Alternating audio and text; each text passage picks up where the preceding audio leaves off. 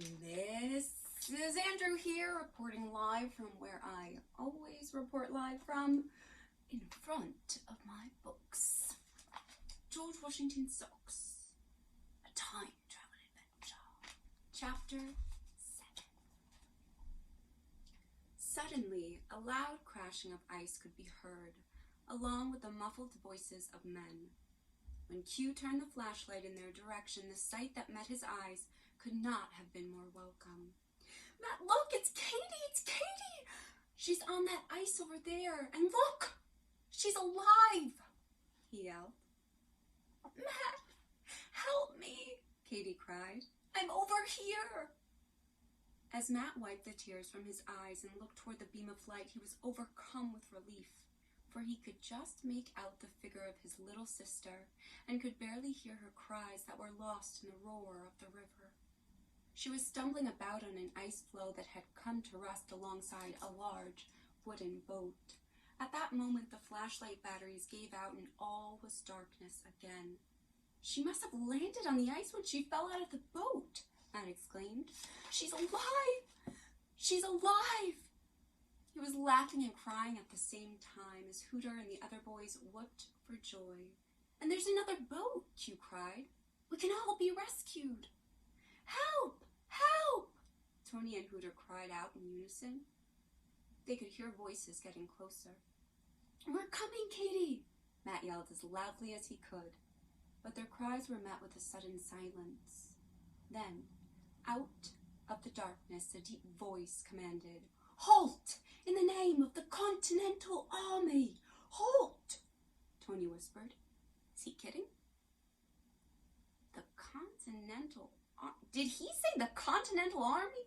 Q asked, wiping the sleet off his glasses. Everyone in the boat was peering in the direction of the voice when Matt suddenly sat back in his seat. He had just gotten a glimpse of the long wooden boat as it nudged its way between the ice floes. Huddled in the craft were a group of men in tattered clothes. Some were wearing tri-cornered hats, and others had rags wrapped around their heads. Their faces were raw and weathered, and they were each clutching long guns in their rag-covered fingers. Matt breathed a sigh of relief as he watched a tall man in a dark cape reach over the boat's side and pull Katie from the ice floe.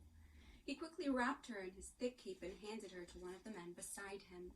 Matt was so overcome with relief that he was unable to talk, even though he had wanted to call to Katie and let her know that he was there. As he stood staring from the old rowboat, Matt couldn't take his eyes off the man who had rescued her. He was a tall, imposing figure in a blue and buff uniform. Matt had the strange feeling that he knew the man, for his figure was unmistakable, with his white hair rolled on the sides and tied in the back with a ribbon. His face was strong and proud. It was the face of a leader, the face of a determined man. His eyes stared straight into Matt's, as if one commander had recognized another. It took all of Matt's courage to speak. "My sister, is she all right? The child is alive. No harm will come to her." Who are you?" Matt stammered. "General George Washington, leader of the Continental troops," came the firm reply. "This is some kind of joke, right?" Matt mumbled. The general was not smiling. However, as the wind lashed the freezing rain and snow all about them,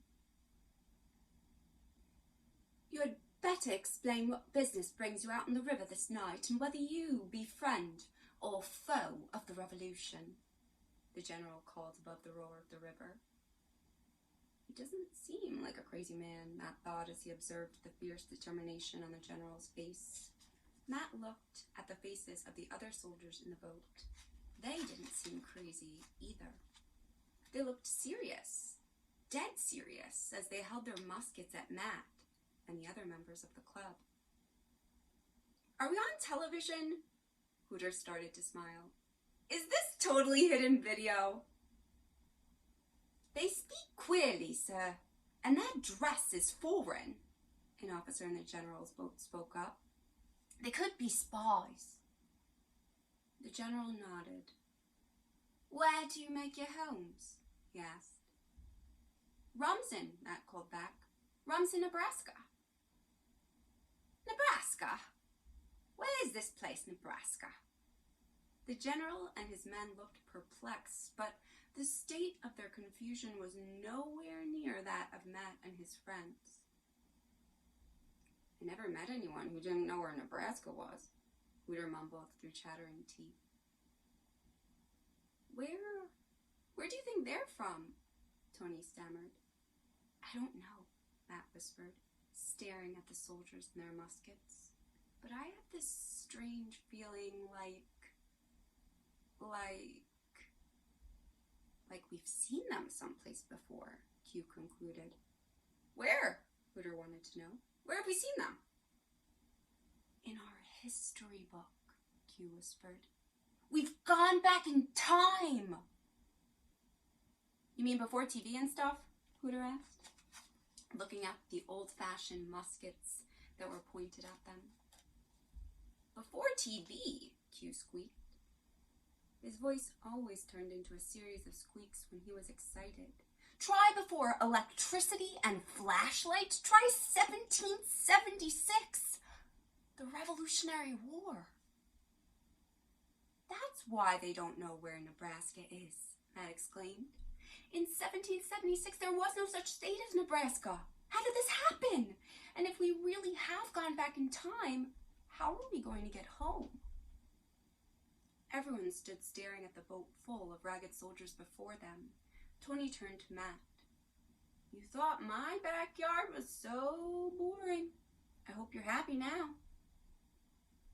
Matt was too stunned to reply. It was true. The adventure club had been his idea, but he never dreamed it would turn out like this. Matt closed his eyes tight, wishing they could go back to the safety of a few hours ago when his life had been normal and safe, and his biggest problem had been to finish the peas on his dinner plate. George Washington Socks, A Time Travel.